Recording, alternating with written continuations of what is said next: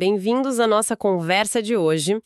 Vamos mergulhar num livro que, olha, mesmo sendo de 1954, parece que foi escrito ontem. Como Mentir com Estatística, do Darrell Huff. E só para deixar claro, né, o objetivo aqui não é aprender a enganar de jeito nenhum, é o contrário. Sacar as malandragens, as táticas que usam com números para a gente não cair nelas.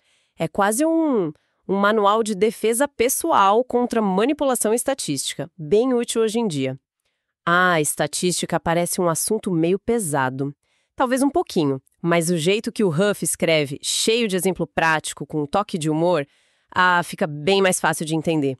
Vamos desvendar isso juntos. Exatamente. Estatística é uma ferramenta, assim, poderosíssima para a gente entender o mundo. Só que, como toda ferramenta, né, pode ser usada do jeito errado. Às vezes de propósito, às vezes sem querer mesmo. O livro ensina a gente a ler nas entrelinhas dos números que a gente vê todo dia. A ideia é essa, desenvolver um olhar mais crítico. Então, por onde a gente começa essa autodefesa? Pelo que entendi, a origem dos números é super importante. O Huff já começa falando de amostra viciada, isso? Isso, é o começo de tudo. E o fascinante é ver como uma conclusão que parece super sólida, cheia de dados, pode desabar se a base dela, a amostra, for ruim.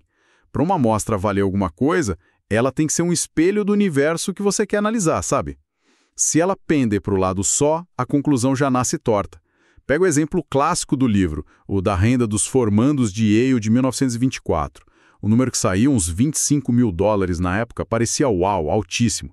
Mas aí o Huff pergunta, peraí, quem respondeu essa pesquisa? Boa pergunta. Pois é. Primeiro que não acharam todo mundo da turma.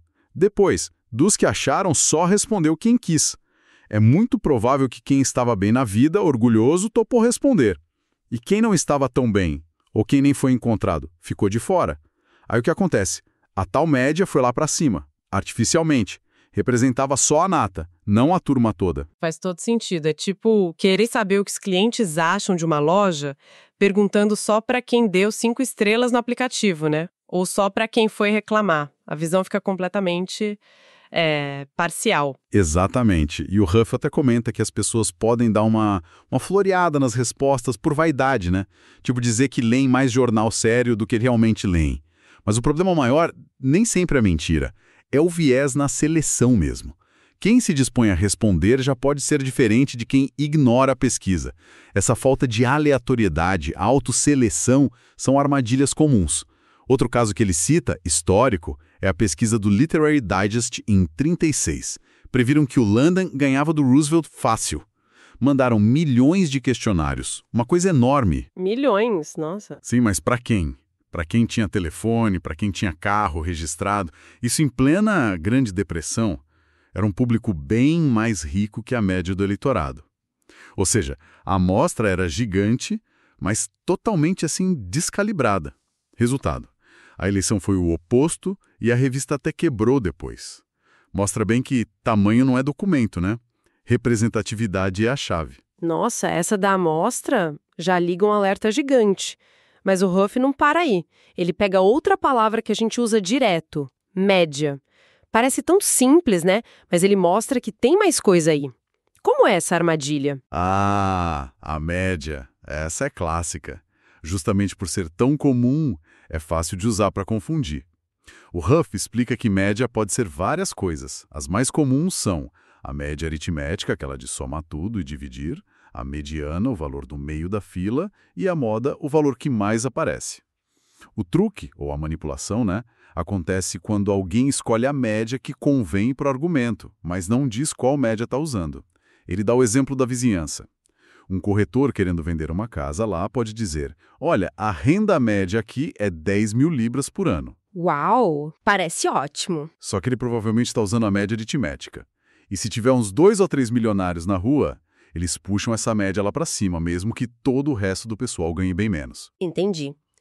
A média aritmética é muito sensível a esses pontos fora da curva, os tais outliers. Mas e se um morador quisesse argumentar o contrário? Dizer que o bairro não é tão rico assim, talvez para brigar contra um aumento de imposto. Ele usaria os mesmos dados? Poderia. Esse morador poderia chegar e dizer, com a mesma correção técnica, que isso, a renda média aqui é só 2.000 libras por ano. Como? Usando a mediana, a renda da família que está bem no meio da distribuição, ou a moda, a faixa de renda mais comum ali.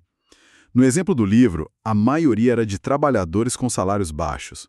Então, essas outras médias mostram melhor a realidade da maioria, ignorando o efeito daqueles poucos ricaços. Que coisa! Mesmos dados, mesma rua, mas números completamente diferentes para a média.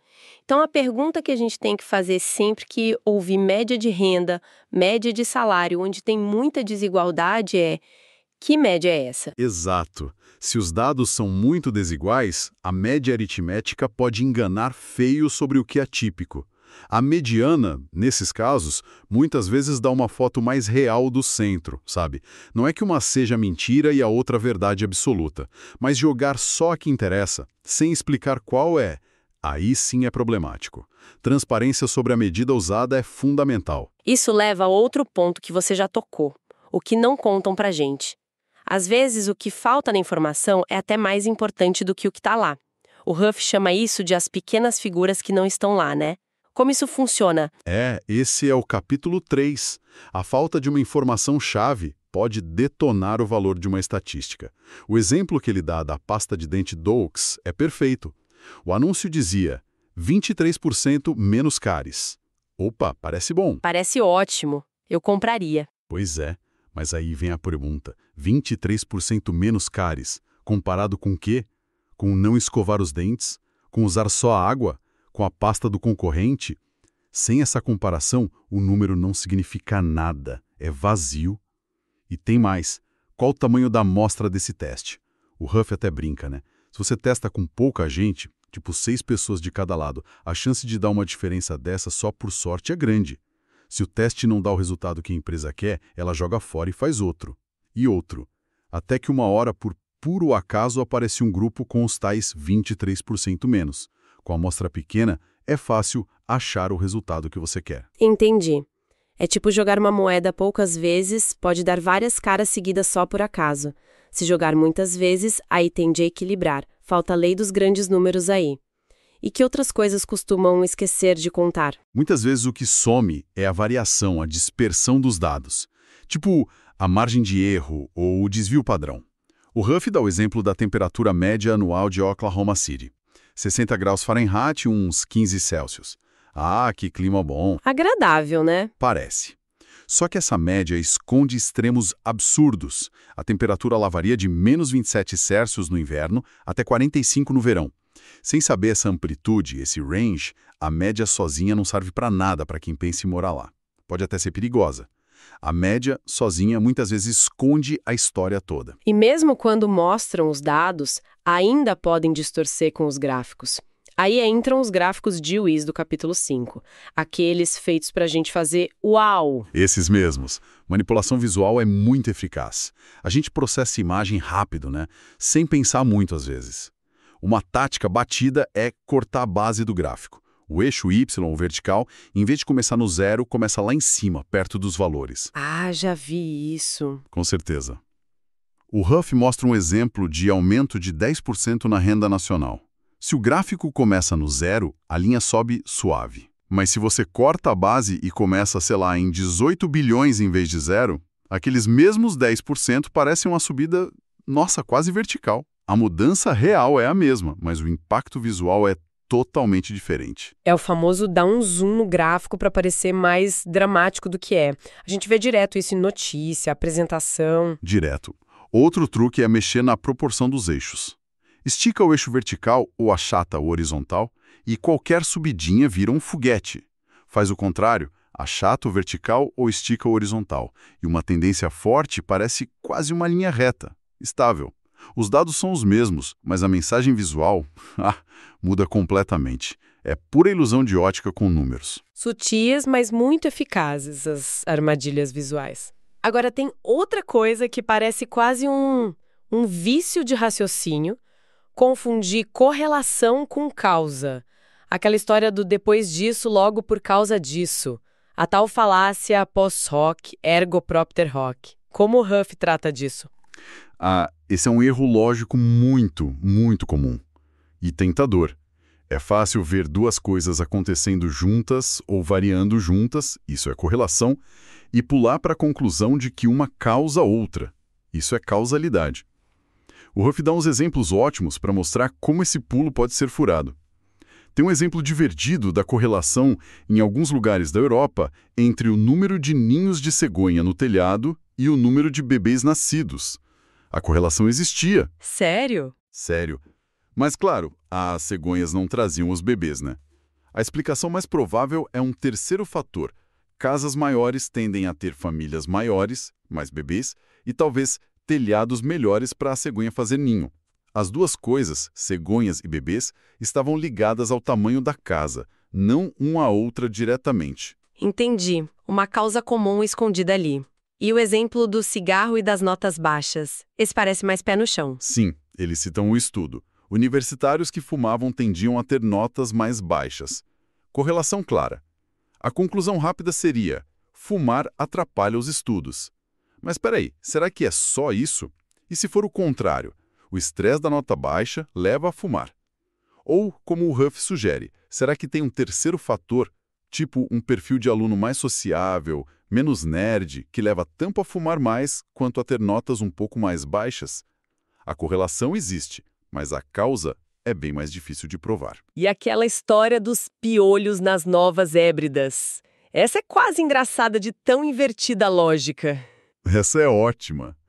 Observaram que gente saudável tinha piolho e gente doente não. Conclusão inicial: ter piolho faz bem para a saúde. Haha, não pode ser. Pois é, mas a realidade era o oposto. A febre da doença esquentava o corpo. Aí ficava ruim para os piolhos que pulavam fora. Ou seja, a doença, a febre, causava ausência de piolhos. Inverteram causa e efeito totalmente. A lição é: viu correlação forte? Antes de gritar causa, respira e pergunta: pode ser só coincidência? Tem um terceiro fator? Será que a causa e o efeito não estão invertidos? Uau! Amostra ruim, média escolhida a dedo, informação faltando, gráfico maquiado, confundir correlação com causa. São muitas armadilhas.